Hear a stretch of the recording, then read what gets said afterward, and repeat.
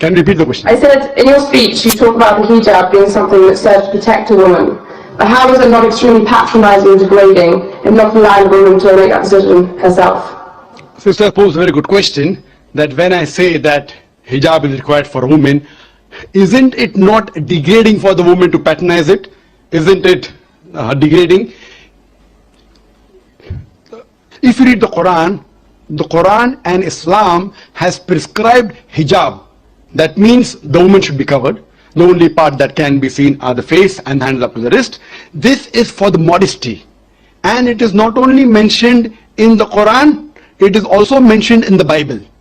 If you read the Bible, in the 1 Timothy, chapter number 2, verse number 9, it says that women should be dressed up with shamefacedness.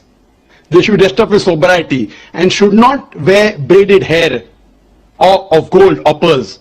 It's further mentioned in the 1 Corinthians, chapter number 5, verse number 7 to 11. The woman that does not cover her head, then she dishonors her head. Her head should be shaved off. Anyway, I don't agree with this. I'm just quoting you from the Bible. Same way, if you go to the Vedas, it says that the woman should cover the head. So all the religious scriptures, they talk about the woman covering their head. It is for modesty.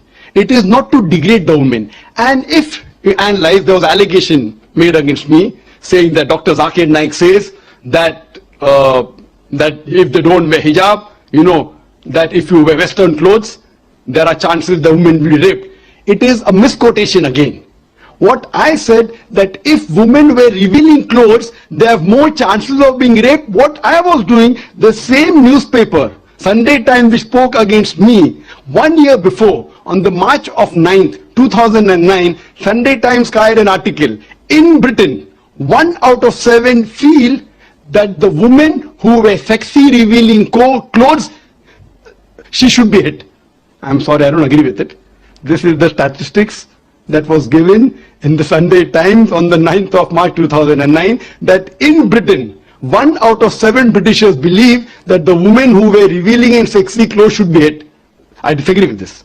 Furthermore, one more article came in 2005 in the same newspaper, Sunday Times. It said that 26% of the Britishers, they feel that wearing revealing clothes is partially or totally responsible for the rape. So what I say, that the more modest you are dressed up, you are respected more. So Islam has prescribed the modest hijab for the woman, not to degrade her but to uplift her. I do agree there may be cultural differences. Islam cannot force anyone to adopt it. There are cultural differences. For example, I'll give you an example, that some societies, what they feel, that even looking at a woman is immodest. Some societies feel looking is no problem, but touching a woman is immodest. Some of the society feels shaking hand is no problem. Some society feel kissing no problem. Some society feel doing anything as long as both agree is no problem. Different societies and different cultures have got different rules and regulation. When I went to America, while I was giving a talk, one of the Americans told me, "You Eastern women, you are immodest." I was shocked. So I said, "Why do you call Eastern women immodest?" He told me, "You Eastern women, you expose your belly."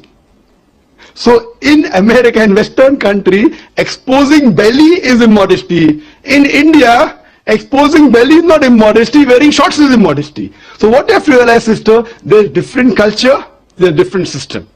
Islam cannot force anyone to adopt. It's clearly mentioned in the Quran in Surah Baqarah chapter number 2, verse number 256, La ikraha fid din, there is no compulsion in religion. But if some women want to adopt the hijab because they feel modest and they feel respected, I feel no other woman should disagree. And when I've been to UK, I've seen hundreds and thousands of women who do cover their hair and who feel that they are uplifted because of this modesty.